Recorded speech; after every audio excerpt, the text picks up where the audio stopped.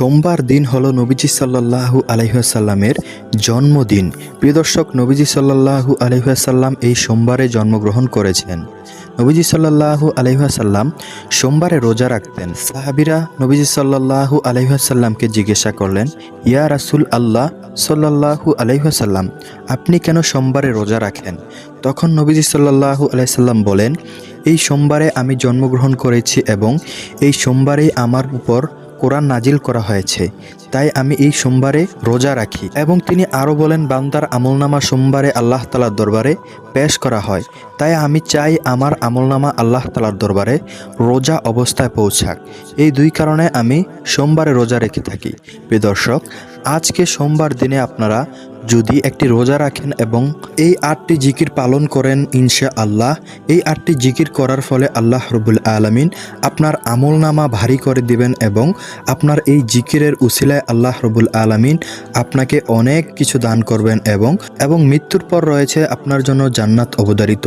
প্রিয় দর্শক, কেননা আপনি যদি রোজা অবস্থায় এই 8টি জিকির করেন, অবশ্যই আল্লাহ রাব্বুল আলামিন আপনার আমলনামা যখন আল্লাহ তাআলার দরবারে ফেরেশতারা পেশ করবে, তখন আপনার রোজা অবস্থায় যখন আল্লাহ তাআলা দেখবেন এই 8টি জিকির করেছেন, ইনশাআল্লাহ এই জিকিরের উসিলায় আপনার জীবনের সমস্ত গুনাহ মাফ হয়ে যাবে এবং আল্লাহ রাব্বুল আলামিন আপনাকে জান্নাতুল ফেরদাউস নসিব করবেন। সুবহানাল্লাহ। তো প্রিয় দর্শক, চলুন আজকের ভিডিওর মূল আলোচনায় প্রবেশ করা যাক। আমার বিশ্বাস তারাই আজকের ভিডিওটি সম্পূর্ণ দেখবেন যারা মন থেকে চান আপনাদের সকল গুনাহ আল্লাহ তাআলা ক্ষমা করে দেক এবং জান্নাত নামের সেই সুখময় জীবন আপনাদেরকে আল্লাহ রাব্বুল আলামিন চিরতরে দান করুক। তো প্রিয় দর্শক, চলুন মূল আলোচনায় প্রবেশ করা যাক।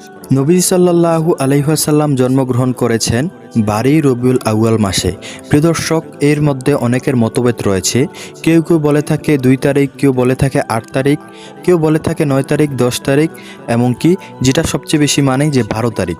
প্রিয় দর্শক, এই তারিখ নিয়ে মতভেদ রয়েছে, কিন্তু নবীজি সাল্লাল্লাহু আলাইহি ওয়াসাল্লাম সোমবারে জন্মগ্রহণ করেছে, এই বার নিয়ে কোনো মতভেদ নেই। তাই প্রিয় দর্শক, আমরা নিশ্চিন্তে বলতে পারি নবীজি সাল্লাল্লাহু আলাইহি ওয়াসাল্লাম এই সোমবারে জন্মগ্রহণ করেছেন। 1 নম্বরে যে জিকিরের কথা বলবো সেই জিকিরটি হলো, নবীজি সাল্লাল্লাহু আলাইহি ওয়াসাল্লাম বলেছেন, যে বান্দা সব সময় এই জিকিরটি করবে, আমি তাকে হাতে ধরে জান্নাতে প্রবেশ করিয়ে দেব। সুবহানাল্লাহ। প্রিয় দর্শক, সেই জিকিরটি হলো, রাদিতু বিল্লাহি রব্বা ওয়াবিল ইসলামি দীনা ওয়াবি মুহাম্মাদিন নাবী রাসূলা। প্রিয় দর্শক, আমি আবারও বলছি, আপনারা মনোযোগ সহকারে শুনুন। রাদিতু বিল্লাহি রব্বা ওয়াবিল ইসলামি দীনা ওয়াবি মুহাম্মাদিন নাবী রাসূলা। প্রিয় দর্শক, এটির অর্থ হলো, আমি আল্লাহকে রব হিসেবে, ইসলামকে ধর্ম হিসেবে এবং নবী মুহাম্মদ রাসূলুল্লাহ সাল্লাল্লাহু আলাইহি সাল্লামকে নবী ও রাসূল হিসেবে সন্তুষ্টি চিত্তে মেনে নিয়েছি। প্রিয় দর্শক, আপনি যদি এই জিকিরটি করেন, ইনশাআল্লাহ নবীজি সাল্লাল্লাহু আলাইহি সাল্লাম বলেছেন, আপনাকে নবীজি সাল্লাল্লাহু আলাইহি ওয়াসাল্লাম হাতে ধরে জান্নাতে প্রবেশ করিয়ে দেবেন। সুবহানাল্লাহ।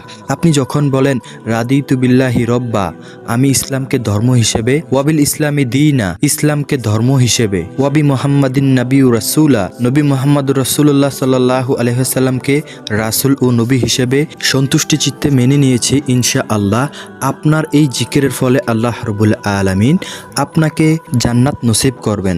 তাই প্রিয় দর্শক, আপনারা যদি জান্নাত পেতে চান, অবশ্যই সোমবার দিনে বেশি বেশি করে এই জিকিরটি পাঠ করবেন, রাদিতু বিল্লাহি রব্বা ওয়াবিল ইসলামি দীনা ওয়াবি মুহাম্মাদিন নাবী ও রাসূলা। প্রিয় দর্শক, এখন চলুন আমরা জেনে নেই দ্বিতীয় নম্বরে যে জিকিরটি রয়েছে সেই জিকিরটি। হযরতে আলী রাদিয়াল্লাহু তাআলা আনহু হতে বর্ণিত, তিনি বলেন, হযরতে ফাতিমা রাদিয়াল্লাহু তাআলা আনহু একদিন হযরত মুহাম্মদ রাসূলুল্লাহ সাল্লাল্লাহু আলাইহি ওয়াসাল্লামের কাছে আসলেন। এসে বললেন, জাতা ঘুরানোর ফলে আমার হাতে ব্যথা হয়, আমাকে একজন সেবক দিন। নবীজি সাল্লাল্লাহু আলাইহি ওয়াসাল্লাম ফাতিমা রাদিয়াল্লাহু তাআলা আনহুকে বললেন, আমি কি তোমাকে এমন কিছু কথা বলে দেব না যা তোমার জন্য সেবকের চেয়েও উত্তম হবে? যখন তোমরা তোমাদের বিছানায় যাবে, তখন তোমরা 34 বার আল্লাহু আকবার, 33 বার সুবহানাল্লাহ, 33 বার আলহামদুলিল্লাহ পাঠ করবে। অবশ্যই এটি তোমাদের জন্য সেবক উপেক্ষা কল্যাণকর। সহিহ বুখারী হাদিস নং 5361। প্রিয় দর্শক, নবীজি সাল্লাল্লাহু আলাইহি ওয়াসাল্লাম বলেছেন, ফাতিমা রাদিয়াল্লাহু তাআলা আনহু এবং আলী রাদিয়াল্লাহু তাআলা আনহুকে এই আমলটি করার জন্য। আলেমগণরা বলেন, এই আমলের অনেক ফলাফল রয়েছে। আলেমগণরা বলেন, যখন কোনো বান্দা দুর্বল অবস্থায় থাকে, সে যদি এই আমলটি করে, আল্লাহ তাআলা তাকে সক্ষমতা দান করেন। যখন কোনো বান্দা আর্থিক সংকটে থাকে তখন আল্লাহ রাব্বুল আলামিন তাকে সম্পদ দান করেন। যখন কোনো বান্দা বিপদ আপদে থাকে আল্লাহ রাব্বুল আলামিন তাকে বিপদ থেকে উদ্ধার করেন। প্রিয় দর্শক, এই জন্যই নবীজি সাল্লাল্লাহু আলাইহি সাল্লাম বলেছেন, সেবকের প্রয়োজন নেই, তোমরা এই তাসবিহ তাহলিলগুলো যদি পাঠ করো অবশ্যই এগুলো তোমাদের জন্য সেবকের চাইতেও কল্যাণকর। তাই প্রিয় দর্শক, অবশ্যই আপনারা বেশি বেশি করে এই জিকিরগুলো পাঠ করবেন। 34 বার আল্লাহু আকবার, 33 বার আলহামদুলিল্লাহ, 33 বার সুবহানাল্লাহ। প্রিয় দর্শক, এটা তো ঘুমানে যাওয়ার পূর্বে পড়বেন। আরেকটি হাদিসে হযরতে আবু হুরায়রা রাদিয়াল্লাহু তাআলা আনহু বলেন, গরীব সাহাবীগণ হযরত মুহাম্মদ রাসূলুল্লাহ সাল্লাল্লাহু আলাইহি ওয়াসাল্লামের কাছে যেয়ে বললেন, হে নবী, আমরা তো গরীব, আমাদের থেকে যারা বড়লোক তারা তো আমাদের থেকে অগ্রগামী হয়ে যাচ্ছে, কেননা তাদের টাকা পয়সা রয়েছে, তারা জাকাত দিচ্ছে, তারা কোরবানি করছে, তারা হজ করছে, কিন্তু আমরা তো কিছুই করতে পারতেছি না, আমরা গরিব। তারা তো এই সমস্ত বড় বড় আমলগুলো করে আমাদের থেকে অগ্রগামী হয়ে যাচ্ছে, আমরা কি করব? তখন নবীজি সাল্লাল্লাহু আলাইহি সাল্লাম বললেন, আমি কি তোমাদেরকে এমন কিছু কাজের কথা বলবো না যেগুলা পালন করলে তোমরা যারা তোমাদের থেকে অগ্রগামী হয়ে গেছে তাদের সমান পৌঁছে যাবে? তখন সাহাবীরা বলল, ইয়া রাসূলুল্লাহ সাল্লাল্লাহু আলাইহি সাল্লাম, আপনি বলুন। নবী সাল্লাল্লাহু আলাইহি সাল্লাম বলেন, তোমরা প্রত্যেক ফরজ সালাতের পর 33 বার সুবহানাল্লাহ, 33 বার আলহামদুলিল্লাহ এবং 34 বার আল্লাহু আকবার পাঠ করবে। যদি তোমরা এই জিকিরগুলো পাঠ করো প্রত্যেক সালাতের পরে, অবশ্যই তোমাদের থেকে যারা অগ্রগামী হয়ে যাচ্ছে তোমরা তাদের সমানে পৌঁছে যাবে। তখন সেই গরিব সাহাবিগুলো এই আমলগুলো করতে লাগলো। তাদেরকে দেখে দেখে আবার বড়লোক যারা সাহাবি রয়েছে, যারা কোরবানি দিত, জাকাত দিত, হজ করত, তারাও আবার আমল শুরু করলো। তখন আবার তাদের থেকে তারা অগ্রগামী হয়ে গেল। তখন আবার গরিব সাহাবিরা নবীজি সাল্লাল্লাহু আলাইহি সাল্লামকে এসে বললেন, ইয়া রাসূলুল্লাহ সাল্লাল্লাহু আলাইহি ওয়াসাল্লাম, আমাদের অগ্রগামী যে ভাইরা রয়েছে তারা তো আমাদের থেকে দেখে দেখে তারাও এই আমলগুলো পাঠ করছে, এখন তো আবার তারা আমাদের থেকে বেশি অগ্রগামী হয়ে যাচ্ছে। তখন নবীজি সাল্লাল্লাহু আলাইহি সাল্লাম বললেন, অবশ্যই এটা আল্লাহ তাআলার করুণা। প্রিয় দর্শক, আপনি যত বেশি এই জিকিরগুলো পাঠ করবেন ইনশাআল্লাহ আপনার ততই মর্যাদা বৃদ্ধি পাবে। তাই প্রিয় দর্শক, অবশ্যই বেশি বেশি করে 5 ওয়াক্ত সালাতের পর 33 বার সুবহানাল্লাহ, 33 বার আলহামদুলিল্লাহ, 34 বার আল্লাহু আকবার পাঠ করবেন। এই হাদিসটি রয়েছে সহিহ মুসলিম, হাদিস নং 596। প্রিয় দর্শক, আপনারা যখন সালাত আদায় করবেন অবশ্যই 5 ওয়াক্ত সালাতের পরে সবসময় এই জিকিরগুলো পাঠ করবেন। এবং নবীজি সাল্লাল্লাহু আলাইহি সাল্লামের আরেকটি হাদিসে যে বর্ণনা এসেছে, আপনারা যখন বিছানায় যাবেন অবশ্যই এই জিকিরগুলো পাঠ করবেন ইনশাআল্লাহ। সেই জিকিরের উসিলায় আপনাদের শরীরে আল্লাহ তাআলা শক্তি বৃদ্ধি করে দেবেন, আপনাদের কোনো কাজের লোকের প্রয়োজন হবে না। তাই প্রিয় দর্শক, দ্বিতীয় নম্বরের এই আমলটি অনেক গুরুত্বপূর্ণ আমল। আপনারা বেশি বেশি করে সোমবার দিনে এই জিকিরটি করবেন ইনশাআল্লাহ। 33 বার সুবহানাল্লাহ, 33 বার আলহামদুলিল্লাহ, 34 বার আল্লাহু আকবার। প্রিয় দর্শক, এখন আমরা জেনে নেব তৃতীয় নম্বরে যে জিকিরটি রয়েছে সেই জিকিরটি সুবহানাল্লাহি আলহামদুলিল্লাহি ওয়ালা ইলাহা ইল্লাল্লাহু আল্লাহু আকবার। প্রিয় দর্শক, এই জিকিরটি নবীজি সাল্লাল্লাহু আলাইহি সাল্লাম বলেন, এই জিকিরটি পৃথিবীতে যত কিছু রয়েছে সব কিছুর চেয়ে আমার কাছে দামি এবং অধিক প্রিয়। সহিহ মুসলিম, হাদিস নং 1685। তাই প্রিয় দর্শক, আপনারা অবশ্যই এই উত্তম জিকিরটি বেশি বেশি করে সোমবার দিনে পাঠ করবেন। এই জিকিরটি হলো সুবহানাল্লাহি আলহামদুলিল্লাহি ওয়ালা ইলাহা ইল্লাল্লাহু আল্লাহু আকবার। প্রিয় দর্শক, এখন চলুন আমরা জেনে নেই চতুর্থ নাম্বারে যে জিকিরটি রয়েছে সেই জিকিরটি। নবীজি সাল্লাল্লাহু আলাইহি ওয়াসাল্লাম বলেন, যদি তোমরা প্রতিদিন 100 বার সুবহানাল্লাহি ওয়া বিহামদিহি পাঠ করতে পারো, তাহলে তোমাদের যদি সমুদ্র ফেনা পরিমাণ গুনাহ থেকে থাকে তাও আল্লাহ রাব্বুল আলামিন সেই গুনাহ মাফ করে দেবেন। সুবহানাল্লাহ। প্রিয় দর্শক, তাই আপনারা বেশি বেশি করে এই চতুর্থ নাম্বারের জিকিরটি পাঠ করবেন, সুবহানাল্লাহি ওয়া বিহামদিহি। এই জিকিরটি দৈনিক সোমবারে আপনারা 100 বার পাঠ করবেন ইনশাআল্লাহ। যদি সোমবার দিনে 100 বার এই জিকিরটি পাঠ করেন, আল্লাহ রাব্বুল আলামিন আপনার যদি সমুদ্রের ফেনা পরিমাণ গুনাহ থেকে থাকে আল্লাহ তাআলা তা মাফ করে দেবেন। সুবহানাল্লাহ। প্রিয় দর্শক, এখন চলুন আমরা জেনে নেই পঞ্চম নাম্বারে যে জিকিরটি রয়েছে সেই জিকিরটি। হযরত মূসা আলাইহিস সালাম আল্লাহ তাআলার সাথে প্রতিনিয়ত তুর পাহাড়ে যে কথা বলতেন। আল্লাহ রাব্বুল আলামিনকে একদিন মূসা আলাইহিস সালাম বললেন, ও আল্লাহ, আপনি আমাকে এমন একটি বাক্য শিখিয়ে দিন, এমন একটি বাক্য শিখিয়ে দিন যে বাক্য দ্বারা আমি আপনাকে ডাকবো এবং আমি আপনার জিকির করব। অবশ্যই এমন একটি বাক্য শেখাবেন যে বাক্যটি সবচেয়ে দামি হবে এবং এই বাক্যটি কেউ যাতে না জানে, এই বাক্যটি যাতে আমি আর আপনি জানি। তখন আল্লাহ রব্বুল আলামিন মুসা আলাইহিস সালামকে বললেন, তাহলে তুমি এই নামে জিকিরটি পাঠ করবে। এই বাক্যটি হলো লা ইলাহা ইল্লাল্লাহ। তখন মুসা আলাইহিস সালাম আল্লাহ তাআলাকে বললেন, হে আল্লাহ, আমি আপনাকে বললাম একটি দামি বাক্য বলতে এবং এমন একটি বাক্য বলুন যে বাক্যটি কেউ জানে না। আপনি যে বাক্যটি বললেন এটা তো সবাই জানে। তখন আল্লাহ রব্বুল আলামিন হযরত মুসা আলাইহিস সালামকে বললেন, ও মুসা, তুমি শোনো, তুমি কি জানো এই বাক্যটির কত দাম? এই দুনিয়াতে যা কিছু দেখতে পাইতেছো সমস্ত কিছু যদি এক পাল্লায় রাখা হয় এবং এই লা ইলাহা ইল্লাল্লাহর বাক্যটি যদি আরেক পাল্লায় রাখা হয়, তাহলে এই লা ইলাহা ইল্লাল্লাহের বাক্যের পাল্লাটি ভারী হয়ে যাবে সবচেয়ে বেশি। তুমি কি জানো এই লা ইলাহা ইল্লাল্লাহের কত দাম? এই লা ইলাহা ইল্লাল্লাহ আমার কাছে সবচেয়ে প্রিয় জিকির, তাই তুমি এই লা ইলাহা ইল্লাল্লাহ বলেই আমাকে জিকির করবে। প্রিয় দর্শক, আপনারা বেশি বেশি করে সোমবার দিনে লা ইলাহা ইল্লাল্লাহর জিকির পাঠ করবেন ইনশাআল্লাহ। প্রিয় দর্শক, এখন চলুন আমরা জেনে নেই ৬ষ্ঠ নাম্বারে যে জিকিরটি রয়েছে সেই জিকিরটি। নবীজি সাল্লাল্লাহু আলাইহি ওয়াসাল্লাম বলেন, যে ব্যক্তি সবসময় পাঠ করে সুবহানাল্লাহিল আজিম ওয়া বিহামদিহি, তার জন্য প্রতিবারে একটি করে জান্নাতে একটি খেজুরের চারা রোপণ করা হয়। সুবহানাল্লাহ। প্রিয় দর্শক, আপনারা সোমবার দিনে সবচেয়ে বেশি বেশি এই জিকিরটি পাঠ করবেন, সুবহানাল্লাহিল আজিম ওয়া বিহামদিহি। তাহলে প্রতিবারে আপনার জন্য জান্নাতে আল্লাহ রাব্বুল আলামিন একটি করে খেজুরের গাছ রোপণ করবেন। প্রিয় দর্শক, জান্নাতের চারা বা জান্নাতের গাছ সম্বন্ধে কি আপনাদের কোনো ধারণা আছে? জান্নাতে এমন একটি গাছ রয়েছে, নবীজি সাল্লাল্লাহু আলাইহি সাল্লাম বলেন, সেই গাছের ছায়া যদি পার হতে হয় তাহলে একটি দ্রুতগামী ঘোড়া যদি ৭০,০০০ বছর ছুটতে থাকে তারপরেও সেই গাছের ছায়া পার করতে পারবে না। সুবহানাল্লাহ, এত বড় হবে জান্নাতের একটি গাছ। তাই প্রিয় দর্শক, বেশি বেশি করে এই জিকিরটি পাঠ করবেন, সুবহানাল্লাহিল আজিম ওয়া বিহামদিহি। অবশ্যই আল্লাহ রাব্বুল আলামিন প্রতিবারে আপনার জন্য একটি করে জান্নাতে খেজুরের চারা রোপণ করবেন। প্রিয় দর্শক, যেই চারা আপনার জন্য রোপণ করা হবে সেই চারার ফলও আপনি ইনশাআল্লাহ জান্নাতে খেতে পারবেন। তাই আল্লাহ রাব্বুল আলামিন আপনাকে সেজন্য জান্নাতও নসিব করবেন। প্রিয় দর্শক, বেশি বেশি করে সোমবার দিনে, এই বরকতপূর্ণ দিনে, নবীজি সাল্লাল্লাহু আলাইহি সাল্লামের জন্মের দিনে আপনারা এই জিকিরটি পাঠ করবেন ইনশাআল্লাহ।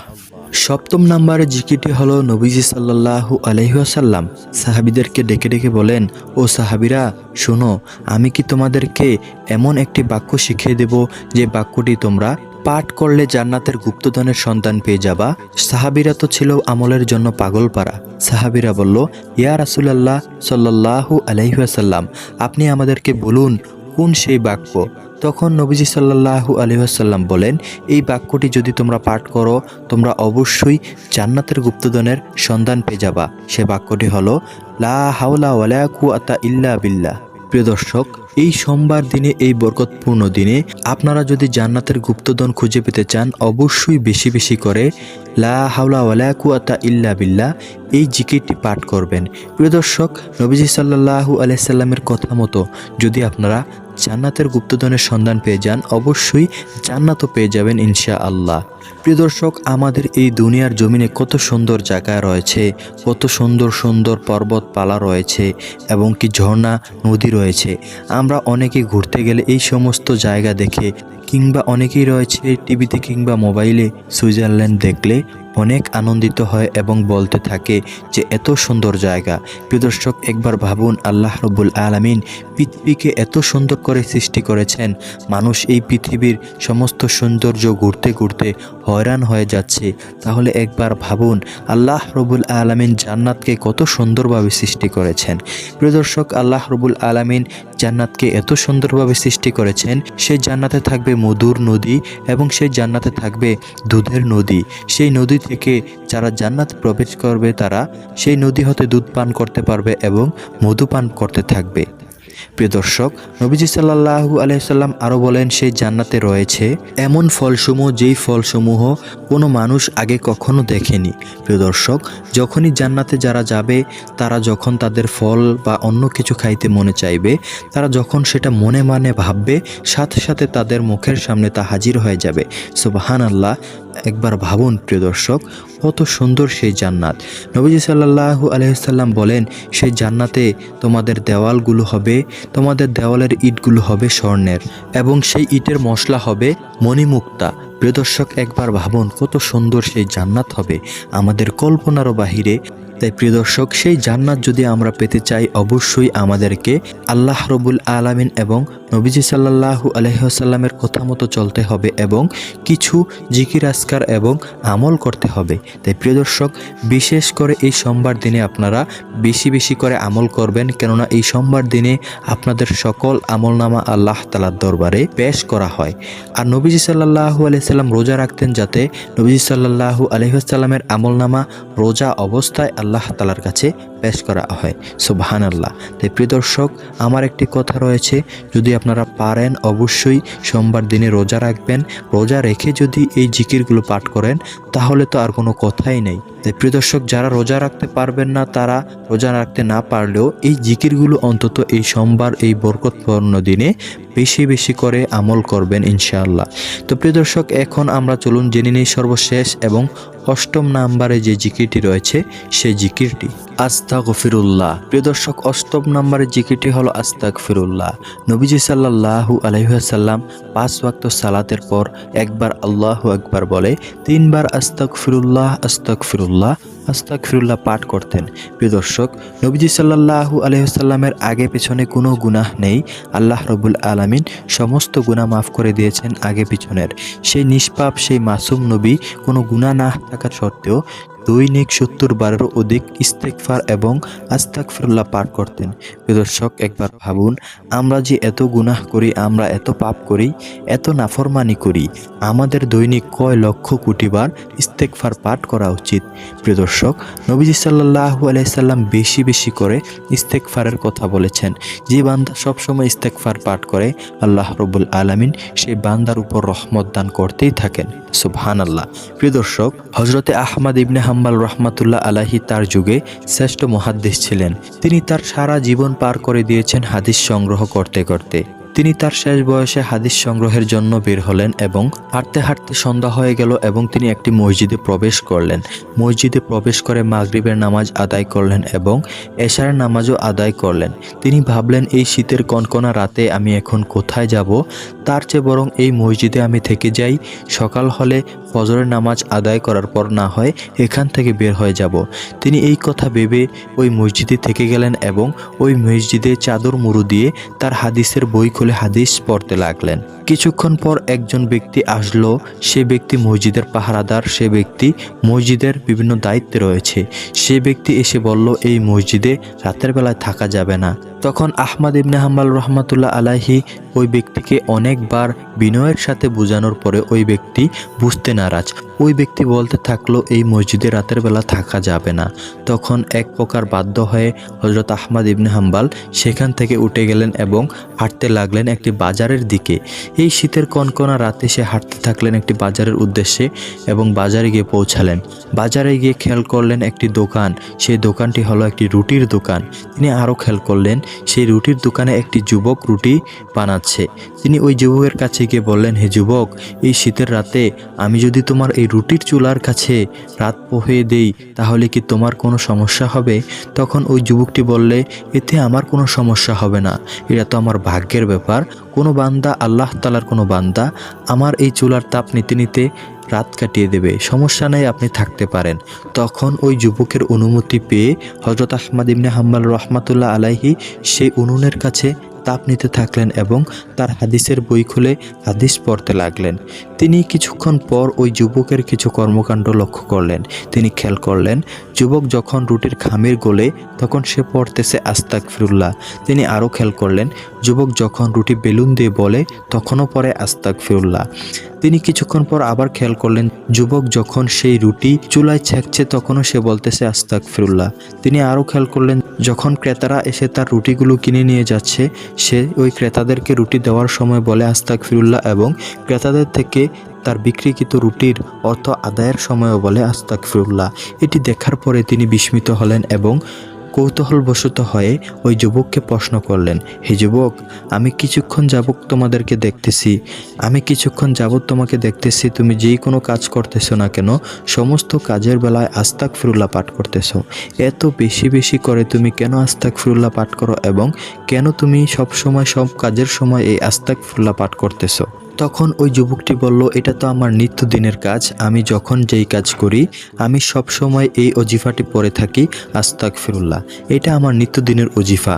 এর ফলে আল্লাহ রব্বুল আলামিন আমাকে একটি পুরস্কারও দান করেছেন। আল্লাহ রব্বুল আলামিন আমাকে মুস্তাজাবুদ দাওয়া হিসেবে পরিণত করে দিয়েছেন। প্রিয় দর্শক, মুস্তাজাবুদ দাওয়া হলো এমন ব্যক্তি যাদের দোয়া আল্লাহ রব্বুল আলামিন কখনোই ফেরত দেন না। এই কথা শুনে হযরত আহমদ ইবনে হাম্বল আরও কৌতূহল হয়ে পড়লেন এবং বললেন, কি বলো, তোমাকে আল্লাহ তাআলা মুস্তাজাবুদ দাওয়া হিসেবে পরিণত করে দিয়েছেন? ওই যুবকটি বলল, হ্যাঁ, আমি আমার জীবনে যত দোয়া করেছি আল্লাহ তাআলা আমার সমস্ত দোয়া কবুল করে নিয়েছেন, শুধুমাত্র একটি দোয়া ছাড়া। তখন হযরত আহমদ ইবনে হাম্বল রহমাতুল্লাহ আলাইহি আরও কৌতূহল হয়ে পড়লেন এবং জিজ্ঞেস করলেন, এই যুবক, কোন সেই দোয়া যে দোয়াটি তোমার এখনও কবুল হয় নাই? তখন ওই যুবক বলতে লাগলো, আমি কিছুকাল পূর্বে আল্লাহ তাআলার কাছে একাধিকবার দোয়া করেছি, হে আল্লাহ, এই যুগের সর্বশ্রেষ্ঠ মুহাদ্দিস আমি শুনেছি হযরত আহমদ ইবনে হাম্বল। আমি শুনেছি তার অনেক জ্ঞান। আমি যদি তাকে পেতাম আমি তার সাথে হাতে হাত রেখে মুসাফা করতাম এবং তার কপালে একটি চুমু প্রদান করিতাম। যুবক আরও বলল, আমি এই দোয়াটি কয়েকবার আল্লাহ তাআলার দরবারে করেছি, কিন্তু আমি জানি না আল্লাহ তাআলা কেন আমার এই দোয়াটি কবুল করে নাই। কিন্তু এছাড়া আমি যত দোয়া করেছি সমস্ত দোয়া আল্লাহ তাআলা আমার কবুল করে নিয়েছেন। তখন এই যুবকের কথা শুনে হযরত আহমদ ইবনে হাম্বল রহমাতুল্লাহ আলাইহি আশ্চর্য হয়ে গেলেন। তিনি বললেন, হে যুবক, তোমার এই দোয়াটি আল্লাহ তাআলা কবুল করে নিয়েছেন, কেননা তোমার যেতে হয়নি হাম্বলের দরবারে, হাম্বল নিজেই তোমার দরবারে হাজির হয়েছে। তখন যুবকও আশ্চর্য হয়ে গেলেন এবং বললেন, আপনি কি হযরত আহমদ ইবনে হাম্বল? তখন তিনি বললেন, হ্যাঁ। যুবক তাকে পেয়ে তার হাতে হাত রেখে মুসাফা করলেন এবং কপালে একটি চুমু প্রদান করলেন। প্রিয় দর্শক, একবার ভাবুন, কত বিস্ময়কর একটি ঘটনা। ওই যুবক তার সমস্ত কাজের সময় আস্তাগফিরুল্লাহ পাঠ করার ফলে আল্লাহ তাআলা তার জীবনের সকল দোয়াগুলো কবুল করে নিয়েছেন। তার একটি শেষ দোয়া রয়েছিল, সেই দোয়াটিও আল্লাহ তাআলা কবুল করে নিয়েছেন। প্রিয় দর্শক, একবার ভাবুন, যদি আমরা প্রতিনিয়ত সবসময় কাজের বেলায় আল্লাহ তাআলার দরবারে এই ইস্তেগফার পাঠ করি, আস্তাগফিরুল্লাহ আস্তাগফিরুল্লাহ, আল্লাহ রব্বুল আলামিন না জানি আমাদেরকেও এই মুস্তাজাবুদ দাওয়া হিসেবে পরিণত করে দেন। প্রিয় দর্শক, যদি আপনাকে আল্লাহ তাআলা মুস্তাজাবুদ দাওয়া হিসেবে একবার পরিণত করতে পারেন, অবশ্যই আপনার আর কোনো দোয়া আল্লাহ তাআলা খালি হাতে ফেরাবেন না। আপনি যখনই দোয়া পাঠ করবেন সাথে সাথে কবুল হয়ে যাবে। সুবহানাল্লাহ। প্রিয় দর্শক, এই সোমবার দিনে, এই বরকতপূর্ণ দিনে বেশি বেশি করে আল্লাহ তাআলার দরবারে ইস্তেগফার পাঠ করবেন। কমপক্ষে পারলে 70 বার ইস্তেগফার পাঠ করবেন। আর যদি তাও না পারেন, 5 ওয়াক্ত সালাতের পরে যখন সালাম ফিরাবেন একবার আল্লাহু আকবার বলে 3 বার আস্তাগফিরুল্লাহ পাঠ করবেন ইনশাআল্লাহ। তো প্রিয় দর্শক, এই ছিল আজকের মতো ভিডিও। এইরকম ভিডিও পেতে চাইলে আমাদের চ্যানেলটি সাবস্ক্রাইব করে আমাদের পাশেই থাকবেন। আল্লাহ হাফেজ।